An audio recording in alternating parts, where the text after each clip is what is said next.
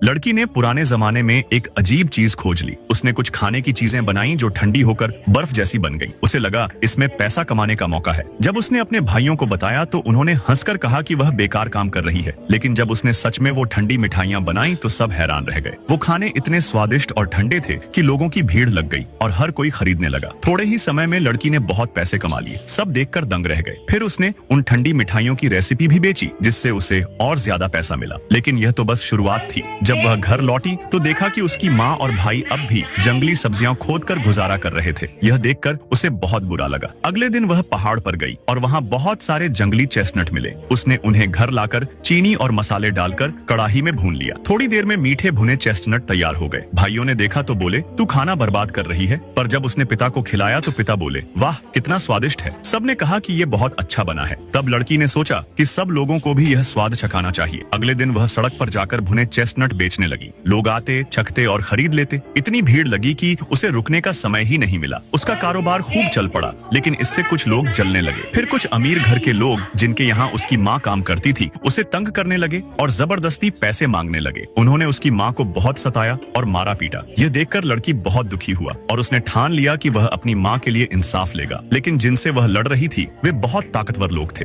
बात इतनी बढ़ी कि राजा तक पहुँच गई। राजा ने खुद बीच में आकर कहा कि जिसने गलती की है उसे सजा मिलेगी और नुकसान की भरपाई करनी होगी। राजा को जब लड़की का नाम पता चला तो लगा जैसे वह उसे पहले से जानता है। धीरे धीरे सब सुलझ गया और लोगों को एहसास हुआ कि लड़की समझदार और नेक लड़की है, जिसने अपनी मेहनत और हिम्मत से सबको दिखा दिया कि अगर इंसान में हौसला हो तो वह किसी भी मुश्किल हालात में अपनी किस्मत खुद बदल सकता है।